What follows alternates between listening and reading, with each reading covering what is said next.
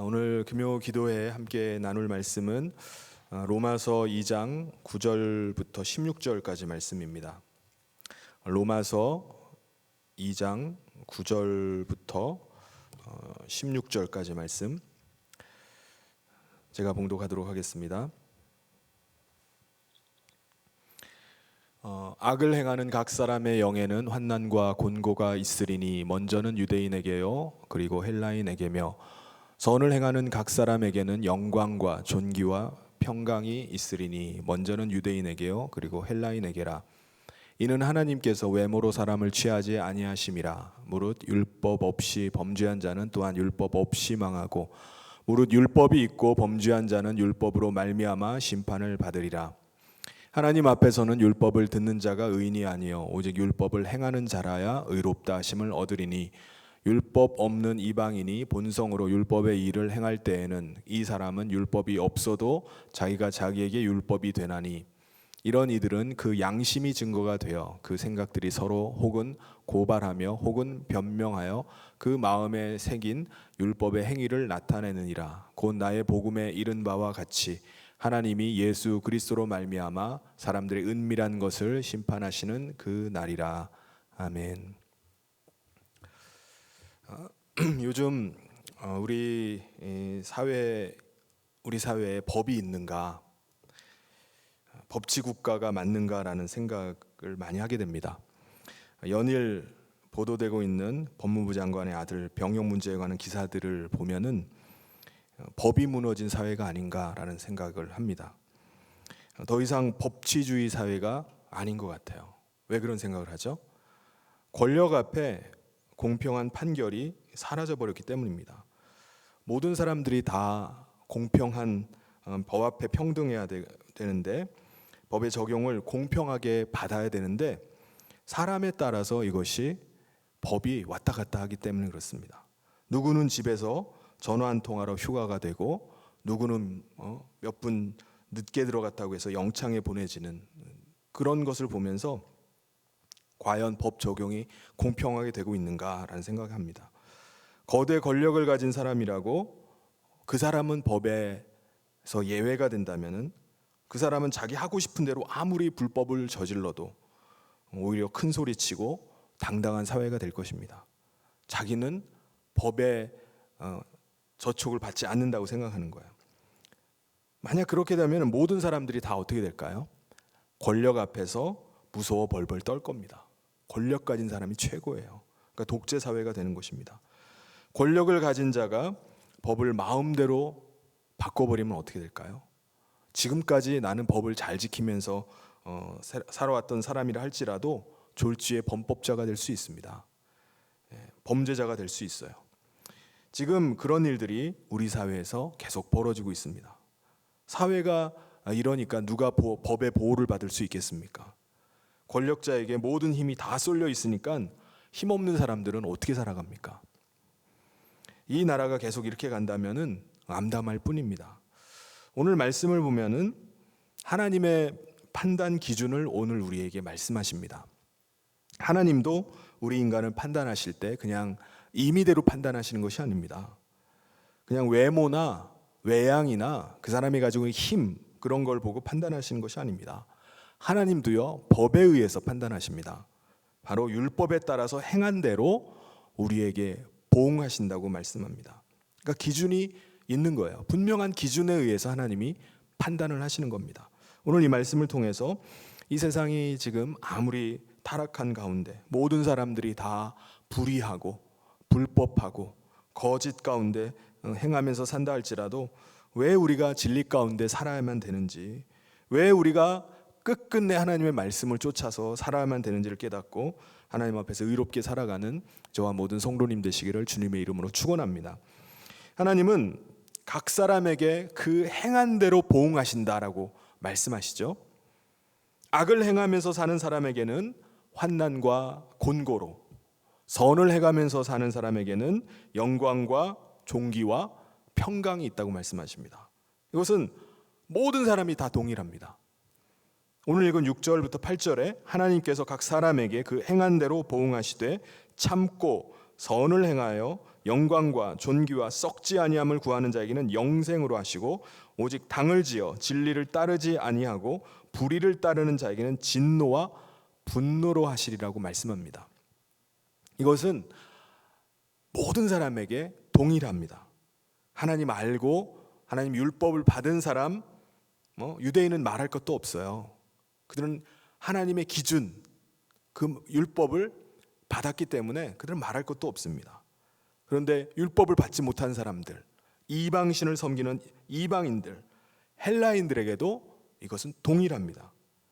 그래서 뭐라고 말씀하시죠? 11절에 보면은 이는 하나님께서 외모로 사람을 취하지 아니하심이기 때문이라는 거예요. 하나님은 모든 사람에게 다 동일한 기준을 가지고 판단하신다는 겁니다.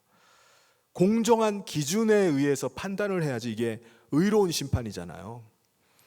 사람마다 각각 심판의 기준이 다 다르다고 그러면은 그게 어떻게 공평하고 어떻게 의롭다고 말할 수 있습니까? 하나님은 누구든지 어느 누구를 막론하고 다 각각의 행위를 보시고 선악간에 하나님이 판단하신다고 말씀합니다. 그렇기 때문에 하나님은 의로우신 재판장이십니다. 왜 우리가 오늘 이 사회에 대해서 돌아가는 지금 그 현실들을 보면서 실망에 빠지죠? 무엇보다 공정해야 될 법정이 사람의 신분에 의해서, 그 사람이 가지고 있는 배경에 의해서, 그 사람이 가지고 있는 재력에 의해서, 권력에 의해서 이것이 자꾸 바뀌기 때문에 그렇습니다. 그러므로 세상의 판단은 공정하지 않아요. 세상의 재판장은요 불의할 수 있습니다. 그런데 하나님의 판단, 하나님의 심판, 이것은 달라요. 하나님은 창조주이시고 통치자로 선악간에 공정하게 판단하십니다. 공의로우신 분이세요. 그 기준이 뭐냐? 바로 우리의 행함을 보고 판단하신다는 겁니다. 유대인이든 헬라인이든 하나님의 판단 기준은 그 행위로 그 행위가 선한지 악한지를 심판하십니다. 그런데 그 행위가 각자 각 사람들이 자기가 판단했을 때, 내가 판단했을 때 나는 정직하고 내가 봤을 때 의롭고 정의로우면 됩니까? 자기의 기준이 아니죠. 모든 사람 앞에 동일한 법에 의해서, 기준에 의해서 이것이 판단이 됩니다. 그 기준이 뭐라고 말씀하시는 거죠? 12, 13절에 보면 무릇 율법 없이 범죄한 자는 또한 율법 없이 망하고 무릇 율법이 있고 범죄한 자는 율법으로 말미암아 심판을 받으리라. 하나님 앞에서는 율법을 듣는 자가 의인이 아니요 오직 율법을 행하는 자라야 의롭다 하심을 얻으리니. 하나님께서 판단하시는 그 기준은요, 우리의 행위가 율법에 맞느냐 맞지 않느냐 그거를 보고 판단하시는 겁니다. 하나님의 율법, 계명, 그 명령을 따라서 살아야 됩니다. 그런데 율법을 따라 살지 못했다, 그러면 그 율법대로 우리가 심판을 받게 되는 것입니다. 하나님은 행위에 따라서 선악간에 심판하시는데 그 기준이 뭐냐? 바로 율법입니다. 그런데 율법을 알고 있는 것과 율법을 행하는 것과는 완전히 별개의 문제예요. 그걸 말씀합니다. 나는 율법을 굉장히 잘하는데요, 율법을 그냥 모세오경을 줄줄줄줄 외워요.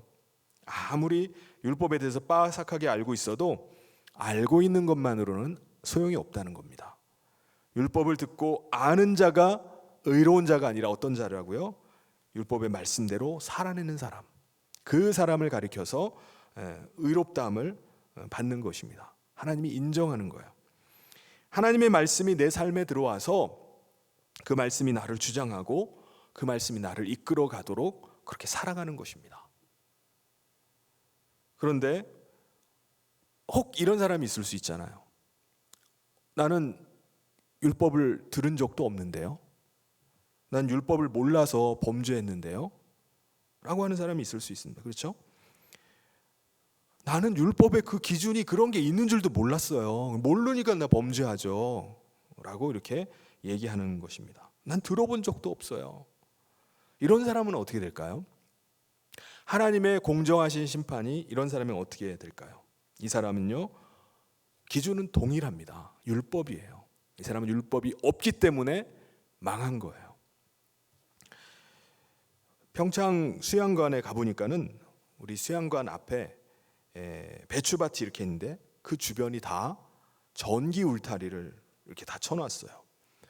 산돼지랑 멧돼지랑 고라니가 하도 내려와서 밭을 망쳐놓으니까는 밭주인들이 자기 재산을 보호하기 위해서 울타리를 쳐놨는데 다 전기 울타리를 쳐놨습니다.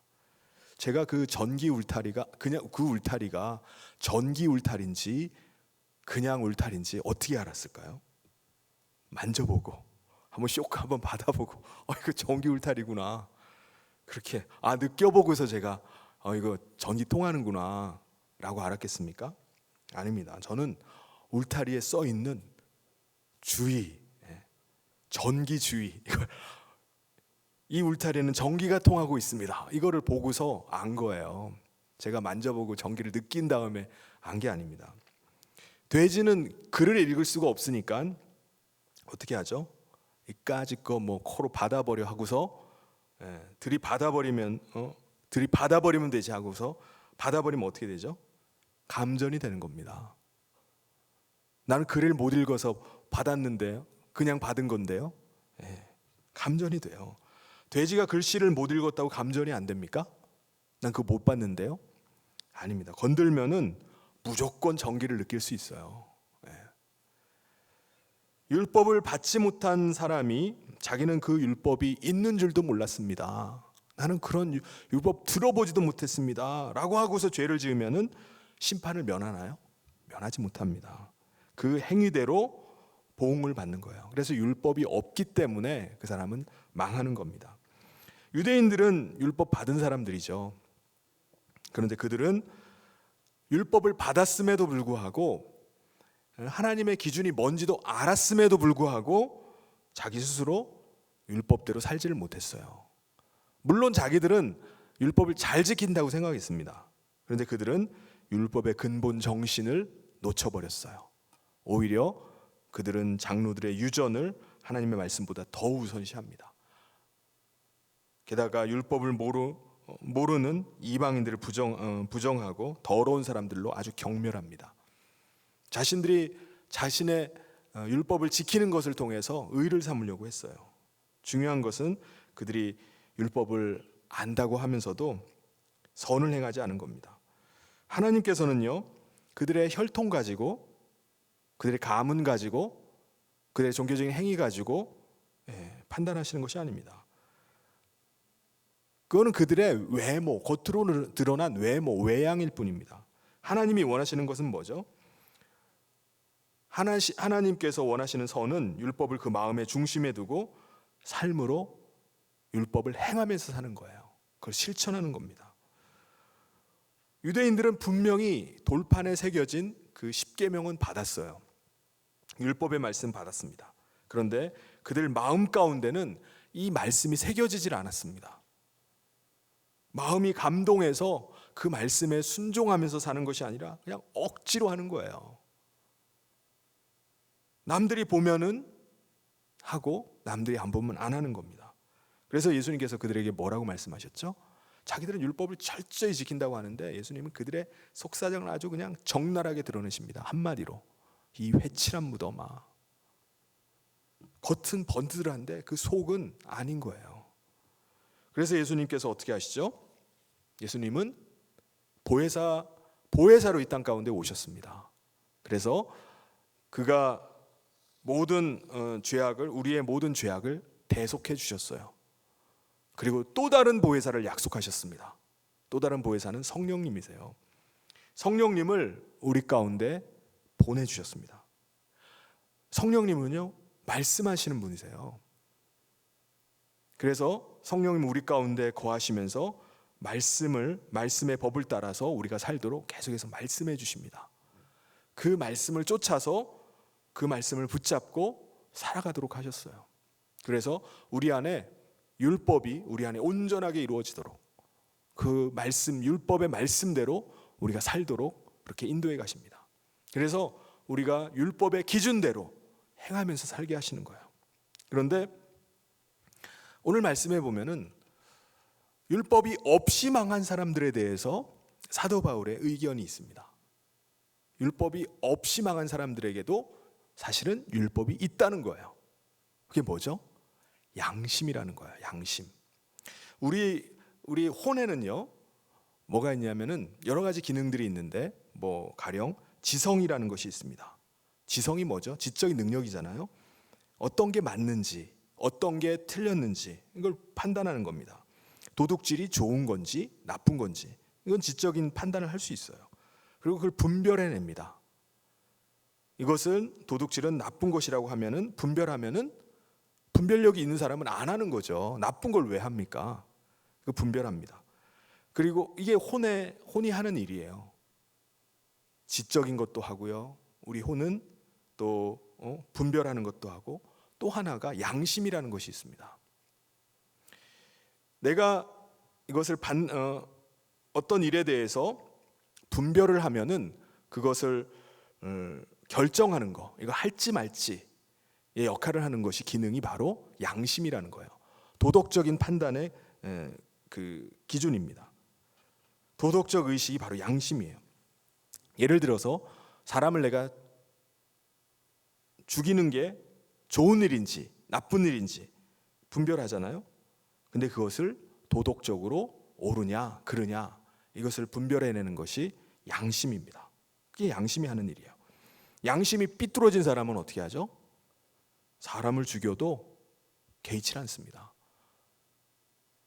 양심이 마비가 되어서 그래요. 그래서 양심은 우리 믿지 않는 자들과 우리 믿는 자들의 모든 사람들에게 다 있는 것이 바로 이 양심입니다. 14절 15절에 사도 바울이 그 말씀을 하는 거예요. 율법이 없는 사람들, 율법을 들어본 적도 없는 사람들, 이 사람들에게는 양심이 율법이 된다는 거예요. 율법 없는 이방인의 본성으로 율법의 일을 행할 때에는 이 사람은 율법이 없어도 자기가 자기에게 율법이 되나니 이런 이들은 그 양심이 증거가 되어 그 생각들이 서로 혹은 고발하여 혹은 변명하여 그 마음에 새긴 율법의 행위를 나타내느니라. 그러니까 율법이 없는 사람은 자기 본성 안에 있는 그 양심이 그 율법의 기능을 대신한다는 거예요. 그리고 결국 모든 사람은 다 뭐가 있는 거죠? 율법이 주어진 겁니다. 양심의 기능을 조금 더 이렇게 설명을 하자면 우리 몸 안에는요 다 신경이 있습니다. 신경이 있기 때문에 뜨거운 걸 만지면 아 뜨거, 또 누가 때리면 아이 아파, 통증이 느껴집니다. 이게 왜 그렇죠? 우리 몸 안에는 구석구석 다 신경이 있기 때문에 그래요. 그걸 느낍니다. 우리의 본성 안에는요 몸의 신경과 같은 것이 양심이에요. 혼의 감각기관이 바로 양심입니다. 우리 몸 안의 신경이 죽으면 뜨거운 걸 만져도 전혀 뜨겁게 느껴지질 않아요. 두들겨 맞아도요 전혀 아픔을 안 느낍니다. 이게 뭐죠? 신경이 죽었기 때문이에요. 혼의 감각기관이 양심도요 무뎌지면요 악한 일을 하고도 전혀 양심에 찔리는 게 없어요. 양심이 죽은 거예요. 나쁜 일이란 생각이 안 듭니다. 그래서 사람은 양심을 통해서 옳고 그른 것을 분별해내는 거예요. 각각의 양심에 따라서 이거는 해야 된다, 하지 말아야 된다라는 것을 분별해냅니다. 그래서 양심이 있기 때문에 양심 때문에 율법이 없는 사람도 하나님 앞에서 결산을 받아야 되는 거예요. 자기가 행한 일에 대해서 책임을 져야 되는 겁니다. 양심이 있으니까. 양심은요 하나님의 소리를 듣게 하는 게 바로 양심입니다. 그래서 양심이 정말 좋은 정보, 올바른 음성을 들어야 돼요. 그래야지 이거를 해야 되겠다, 하지 말아야 되겠다라는 것이 분명해집니다. 사람 죽여도 됩니까? 안 되죠. 도둑질 해도 됩니까? 안 되죠. 우리 양심 안에 하면 안 된다라는 이게 있어야 되는 거예요. 거기에 따라서 그 사람의 행위는 드러나게 돼 있습니다. 그런데 하나님께서는 우리 양심을 좋은 양심, 하나님의 음성을 받을 수 있는, 하나님의 뜻을 들을 수 있는 양심으로 만드셨는데 우리가 타락함을 통해서 그걸 거부를 하죠. 그래서 양심이 타락을 하게 됩니다. 사람마다 그래서 각각의 모든 사람들이 다 똑같은 양심을 가지고 있는 것이 아닙니다. 사람마다 감각이 다 다르잖아요. 어떤 사람은 신경이 굉장히 예민한 사람이 있고 어떤 아주 무딘 사람이 있습니다. 이와 마찬가지로 우리 양심도요, 아주 예민한 사람이 있고 아주 무딘 사람이 있어요. 양심도 다릅니다. 그래서 타락한 양심 같은 경우는요, 양심이 타락해 버리니까 모든 판단을 다 뒤틀어 버립니다. 잘못 판단해 버려요. 사도 바울 같은 경우도요, 그가 뭐라고 어떤 일을 했죠? 그가 예수를 믿기 전에, 예수를 영접하기 전에는요, 그리스도인들을 핍박하는 게 그게 자기 스스로 생각하기에, 자기 양심으로 생각하기에 옳은 것이라고 믿었어요. 저 인간들은 죽여야 돼. 그의 양심이 그를 그렇게 죽이도록 하는 겁니다. 사도행전 26장 9절에 보면 나도 나사렛 예수의 이름을 대적하여 많은 일을 행하여야 될 줄 스스로 생각했다고 합니다. 옳다고 생각하는 거예요. 죽여버려야 된다고 생각하는 겁니다. 자기 양심이 그 역할을 하지 못하는 거예요. 양심이 타락을 해버린 겁니다. 뒤틀어져 있는 거예요. 그래서 예수 믿는 사람을 잡아 죽이는 것이 하나님을 위해서 옳은 일이라고 생각한 거예요. 하나님의 이름을 드러내는 일. 저들이 지금 하나님의 이름을 더럽히고 있다고 생각하는 겁니다. 근데 사도 바울이 하나님의 빛이 그에게 비춰지고 하나님의 음성이 그의 양심에 들어와야 되는데 그는 그걸 거부하는 거예요. 오히려 전통에 의해서 또 조상들이 물려준 것을 붙잡고 살아가려고 합니다. 유전에 의해서. 그것만 따르면 된다고 생각하는 거예요. 그래서 거부를 하니까 양심이 기능을 발휘를 못하니까 예수 믿는 사람들 핍박하는 일에 앞장섰던 것입니다. 그런데 예수를 영접하고 나니까 어떤 일이 벌어지죠? 그의 양심이 변화가 일어납니다. 하나님의 말씀이 그 안에 주장하기 시작해요. 그 판단하기 시작합니다. 그 양심이 기능을 발휘하기 시작해요. 그러니까 그가 하나님의 뜻을 쫓아서 사는 사람으로 변화가 됩니다. 하나님의 은혜가 들어오지 않으면요, 우리 양심은 변화될 수가 없어요. 선한 양심이 될 수가 없습니다. 교회 역사를 보면은 우리 그리스도인들이 역사 속에서 많은 핍박을 당해오면서 신앙을 지켜왔어요. 중세 같은 경우는요, 로마 카톨릭이 1000년 이상을 그 모든 사회를 지배하면서 수많은 그리스도인들을 죽였습니다. 5천만에서 1억 이상의 많은 예수 믿는 사람들, 그리스도인들을 죽였어요. 그런데 사람을 죽이고도, 예수 믿는 사람을 죽이고도 양심에 거리끼질 않습니다. 중세시대 때 어떻게 해서 그런 일이 벌어지죠? 왜 사람들이 다 하나같이 제정신 사람을 죽이는 일을 눈 하나 깜짝 안 하고 죽여버려요. 마녀사냥을 막 합니다. 어떻게 그런 일이 벌어지죠? 교황은 그리스도의 대리자로 생각하는 거예요. 세상을 통치하고 믿기 때문에 그리스도의 대리자가 하라고 하는 거지, 하나님이 용납하신다고 믿은 거예요. 그래서 그들은 눈 하나 깜짝하지 않고 교회가 어떤 사람의 재산을 몰수하기도 하고 그 사람을 죽여버리기도 하고 전혀 그렇게 하는데도 불구하고 전혀 양심에 꺼리낌 없이 그 일들을 하는 겁니다. 양심이 마비가 된 거예요. 양심의 기능을 하질 못하는 겁니다. 그래서 우리는 이 양심이라는 것이 믿지 않는 사람에게도 다 있지만 오늘 우리 믿는 사람에게도 이 양심이 있습니다. 그래서 우리가 하나님의 은혜로 우리 양심이 부드러워져야 됩니다. 에스겔서에 보면은 돌같이 아주 딱딱한 마음이 있고 부드러운 마음이 있다고 말씀합니다. 이스라엘 백성들이 왜 그들이 예수님을 거부하죠? 그들의 마음이 굳어있기 때문에, 딱딱하기 때문에, 양심이. 그런데 에스겔의 예언이 뭡니까? 36장 26절에 또 새 영을 너희 속에 두고 새 마음을 너희에게 주되 너희 육신에서 굳은 마음을 제거하고 부드러운 마음을 줄 것이다. 이 양심을 말하는 거예요. 양심은 오늘 우리에게 마치 자동차 계기판과 같습니다. 자동차 계기판에 보면은 여러 가지 경보가 있어요. 냉각수가 부족해서 그 안에 온도가 막 올라가면은 냉각수 부족 경고등이 들어옵니다. 바퀴에 타이어 바람이 막 빠져가지고 차가 기울어져 있어요. 그러면 타이어 바람을 보충하라고 깜빡이가 켜집니다. 빨간불이 들어와요. 그러면은 어떻게 하죠? 지금 냉각수가 부족하니까 이거 계속 몰고 갔다가는 이거 라젯에 터져버리겠다. 지금 바람이 너무 빠져가지고 이게 차가 기울어져서 이게 차가 손상이 되겠구나, 위험하겠구나, 터질 수 있는 거 아닌가, 그러면서 바람을 넣으려고 합니다. 근데 경보등이 켜졌어요. 빨간불이 들어왔습니다. 이게 자꾸 신경 쓰이게 하네. 망치를 가지고 와서 계기판을 빡 깨버렸어요. 그러면은 이제 괴롭지 않구나, 스트레스 안 받아도 되겠네. 계기판이 없으니까. 그럽니까? 스트레스는 덜 받을지 몰라요. 계기판이 안 보이니까. 자꾸 빨간불이 들어가 신경 쓰이게 하고 거슬리는 거 없어지니까 좋은지는 몰라도 얼마 지나지 않아서 그 차는 분명히 문제가 생깁니다. 망가지는 거예요. 마찬가지로 우리 안에서 양심이 계속 경고등을 킵니다. 양심이 우리를 계속 찔러요.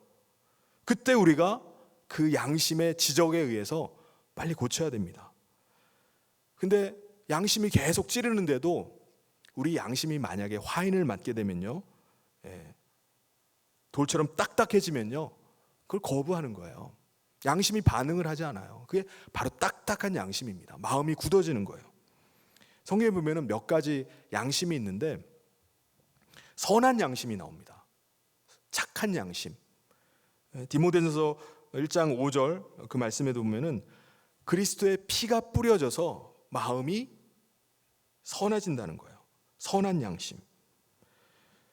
양심이 선해지고 순수한 양심이 된다는 거예요. 오늘 우리 그리스도인이 바로 그 순수한 양심, 주님의 말씀이 우리 가운데 임할 때 그 말씀대로 우리 양심이 그 기능을 바로 발휘하는 겁니다.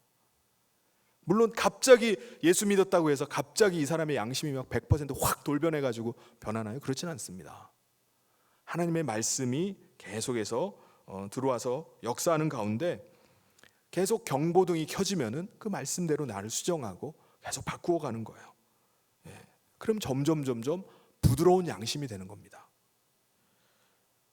그래서 선한 양심, 부드러운 양심을 갖게 되면은 하나님의 말씀을 바로바로 분별해요. 이것이 하나님께서 이 일을 통해서 나에게 말씀하시는구나. 바로 분별하고 이 사인을 주시네. 내가 여기서 개선해야 되겠다, 바꿔야 되겠다. 바로바로 우리가 변화를 일으켜 갑니다. 이게 바로 선한 양심이에요. 부드러운 양심입니다. 하나님의 말씀 앞에 나를 잡고 그 말씀대로 쫓아가도록 합니다. 그래서 점점 좋아지는 거예요. 그래서 하나님의 뜻에 순종하는 것이 좋아지고 세상적인 거, 마귀가 좋아하는 거, 그런 것은 점점 싫어지는 겁니다. 내 양심이 자꾸 거기 하나님의 말씀에 자꾸 반응이 나가기 시작하는 거예요. 그런데 반대로 더러운 양심이 있습니다. 더러운 양심. 그 사울 왕 같은 경우는요, 처음에는 굉장히 부드러운 선한 양심이었어요. 처음에 하나님께서 그를 이스라엘의 초대 왕으로 삼으실 때는 나 같은 것이 어떻게 그런 일을 감당합니까? 자기를 낮추면서 하나님 앞에 겸손했는데 왕이 되고 나니까 사람들을 지배하고 통치할 수 있게 되니까 권력을 가지고 나니까 이 사람이 확 변해버립니다. 그 양심이 아주 딱딱해지기 시작해요. 하나님의 말씀이 그 양심에 경고하고 사인을 주는데 그 사람이 반응을 하지 않습니다. 하나님의 말씀 무시해요. 하나님 받을 영광을 자기가 차지하는 겁니다. 그리고 결국 그가 몰락을 하게 돼요. 양심이 딱딱해졌기 때문에 그렇습니다. 그래서 오늘 또 하나는 더러운 양심이에요. 더러운 양심.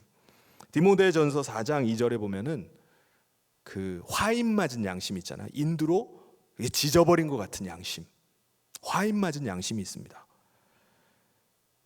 자기 양심이 화인을 맞아서 외식함으로 거짓말하는 자들이다. 인두로 양심을 지져버리면 어떻게 될까요? 딱딱해지잖아요. 타버려가지고 양심이 기능을 발휘 못합니다. 그러면은 어떤 것으로도 이 양심을 돌이킬 수가 없어요. 하나님의 말씀이 들어갈 수가 없습니다. 가령 이단에 빠진 사람들, 이 사람들은 아무리 뭘 가지고 해도 돌이키지를 못합니다. 바꾸기가 힘들어요. 그러니까 오히려 복음과 율법을 대적하는 양심이 돼버려요. 이게 바로 화인 맞은 양심입니다. 우리가 이 땅에 사는 동안에 아무리 이 세상이 타락하고 무법천지의 사회가 된다 할지라도 우리는 하나님의 율법대로 우리는 살아야 됩니다. 세상이 무법천지가 돼가지고 사람들이 다 양심 버리고 자기 양심도 없는 인간처럼 이 사회가 점점 타락해 간다 할지라도 결국은 그들이 뭐가 그들을 고발하죠? 양심이 있는 거예요. 마침내 그들이 양심이 그들을 고발하는 겁니다.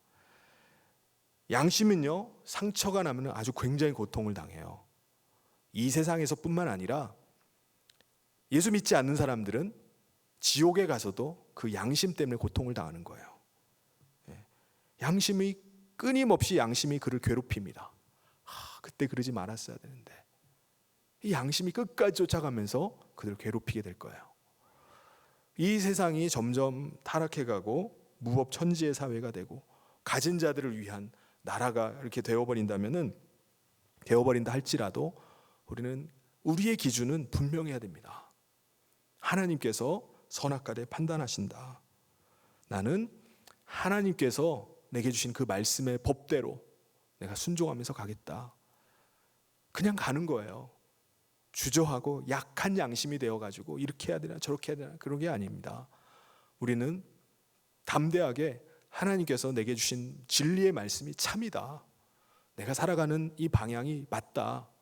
세상 사람들이 다 대세가 글로 흘러간다 할지라도 나는 진리의 말씀을 쫓아서 살아가겠다. 나는 하나님 앞에서 거룩한 삶을 살겠다. 그 결심을 하고 나가는 것입니다. 이것이 바로 오늘 우리 믿는 그리스도인의 삶이어야 될 줄 믿습니다.